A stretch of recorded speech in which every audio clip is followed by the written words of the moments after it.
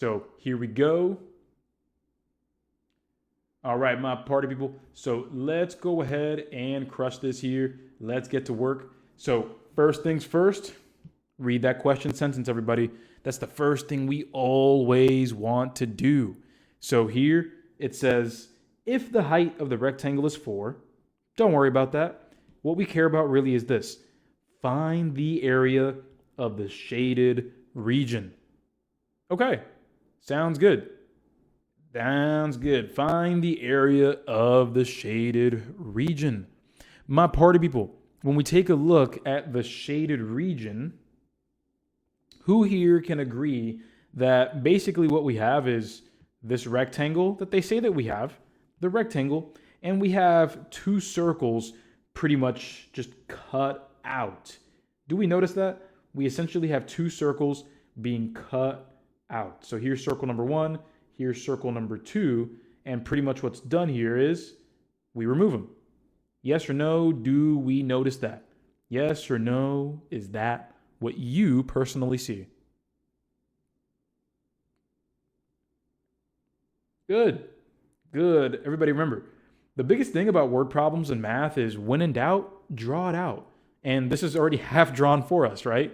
So what we were trying to do here is we want to get the area of the shaded region, but the shaded region cannot be determined unless we take the area of the rectangle and we subtract the area of these circles. Just like that. One of the other ways that we can do this problem, everybody, one of the other ways is going ahead and actually just cutting a line down the middle here and only working with 1/2. Only working with 1/2 to take one circle out, find the area of the region, and then multiply it by 2.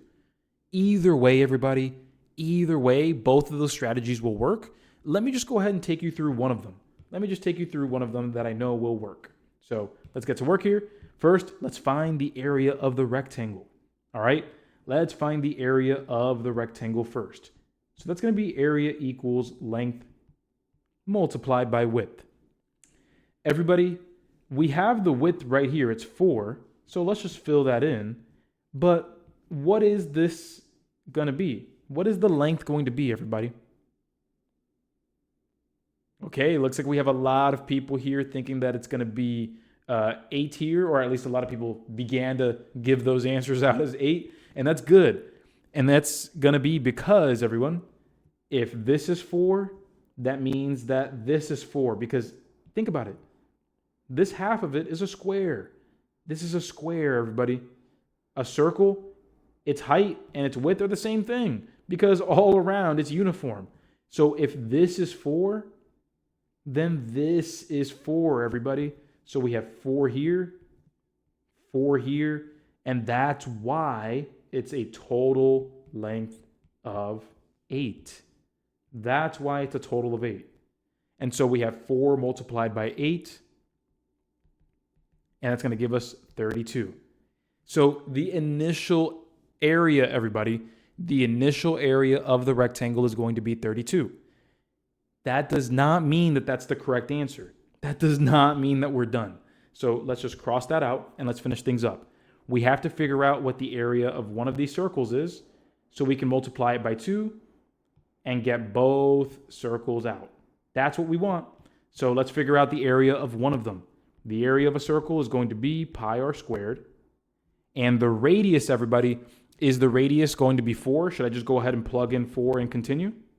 Should I just go ahead and do that? Is that going to be 4? It's not, everybody. It's not. And let me make it super simple for you. Let me make it super easy. Watch this. The 4 goes from the top to the bottom.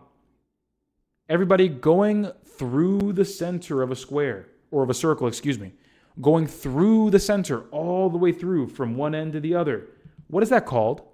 What is that called again? That's not the radius.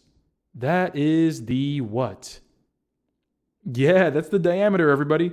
This 4 is the diameter. We can't use that. We need half of that. We need to start at the middle, and we need to go ahead and only have that bottom half or the top half. What's that? The radius? That's half. My party people, what is half of 4? Half of the diameter is going to be 2. The radius is 2. The radius is 2, everybody. That's how we know we're good now. So we can go ahead and say the area is not going to be pi times 4 squared, but pi times 2 squared. 2 times 2 is 4, and that's 4 pi. Everybody, what should I multiply this by so I can take into account both circles? What should I multiply that by? Yep, again, I'll multiply that by 2 because it's 2 circles. 4 pi times 2 equals 8 pi. Again, this is the area of the circles, both circles. So now what did I say I was going to do, everybody? What did I say I would do once I got the area of my rectangle and the area of my 2 circles? What would I do? Yeah, I'm going to subtract, exactly, because I'm trying to get this one out and I'm trying to get that one out. That's what I'm trying to do. I'm trying to remove both of those circles, and that's why we will subtract. So my answer is going to be the area of my rectangle minus the area of both of the circles. And that's why the correct answer here is going to be answer choice B, 32 minus 8 pi. If you got A, you forgot to turn that diameter into a radius. That's the biggest reason why most of us picked A, if you did so.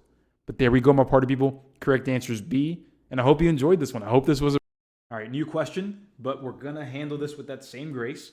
We see that it says negative 3x plus 15 equals 2x. So when we handle this, we want to, again, always say that we're just trying to get the x by itself. However, when we take a look at what's going on here, I think that this warrants a moment of pause, right? Because we have a variable here and we have a variable over there. We have a variable on both sides. However, my party people, when we solve a problem, is it true that the x needs to be by itself on one side alone? Isn't that true? Yeah, absolutely. So here's how we're going to take care of this. We're going to take care of this by, hey, using the same rules that we've been using. The rules being, whatever you do to one side, you do to the other. And we'll be using opposite operations. Check this out. If I notice that I have an x on the left and the right side, and I know that I only need them on one side, I'm going to collect those like terms, exactly. I'm going to collect these terms on the same side. And to do that, watch this. I am going to move this negative 3x over to the right. How I'll do it is opposite operation. This counts as minus 3x, so I will add 3x. This is not like we're trying to divide negative 3. No. We are moving the entire thing. If we were just trying to get rid of the minus 3 that's on the x, yeah, we would divide by negative 3. But here we're trying to move this entire term, and we see that it counts as minus 3x. So we will add 3x to both sides and take a look at what happens. It cancels on the left, leaving me 15 equals, and then everyone, what is 2 plus 3x? Yeah, if I have 2 of these x's and then I got 3 of those over there, add them together and we get 5x. Now this problem becomes much more manageable. All we have to do now is the opposite of multiplying by 5, which is dividing by 5 on both sides. Just like that. Cancels on the right, leaving me with x equals 3. And there we go. The correct answer here is answer choice B, 3.